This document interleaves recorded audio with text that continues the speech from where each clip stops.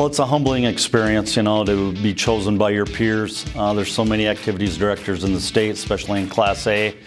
It's not a one-person award. It's so much support from the school board and the administration and the community. A successful activities program, gets kids involved. They're education-based athletics and activities. To get kids involved, it helps them in school, helps with their attendance. Really what culture is standards. You set some standards and you're not willing to go below those standards, whatever they may be. There's standards for your coaches on how they coach and how they treat kids. There's standards for your athletes and how they perform and how they work. There's standards for your fan base and your parents about sportsmanship and character, and you just try to maintain those standards and enforce those standards, and the rest of it, the culture will come with that.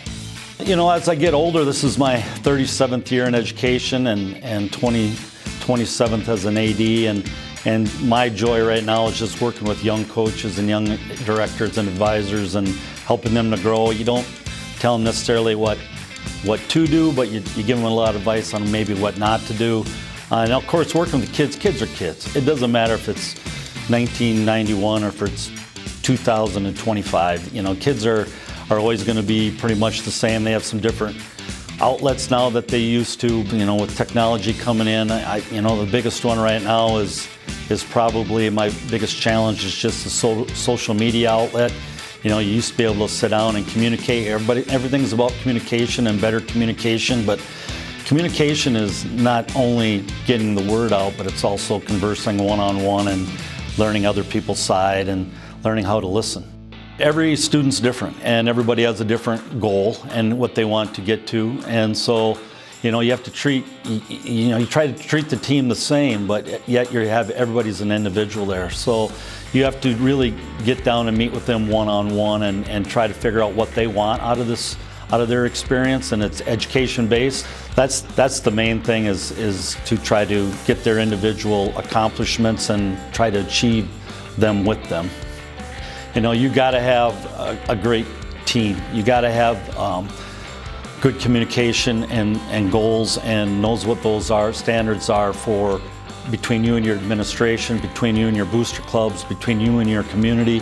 Because without all of those things, you're not going to accomplish what you need to do. And there's a lot of challenges out there, so the more of those people you have helping with those things, the better off you're going to be.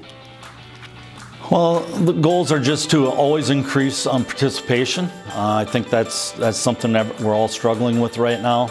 Minnesota has a pretty high participation rate, but it can always be better. And you try to get kids involved in as many activities as they can.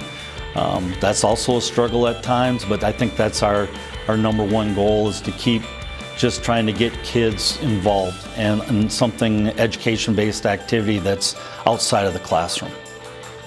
I wouldn't be here today or last 27 years in this job without a lot of help. I've had some great administrators in my career, Superintendent Matt Gross and Pat Rendell and Principal Joe Acree and all those people on the staff. I've had some great administrative assistants, Lee Ayers right now and Sharon Sternagel in the past, and of course my family. I got 4 kids and a beautiful wife and they're all great kids, and a lot of times Dad wasn't around to help with a lot of those family things, but because he's off supervising an event or coaching a sport. But I think anybody in this career, they're going to have a family behind them to help support them because of all that time, and they've probably been the biggest influence on me.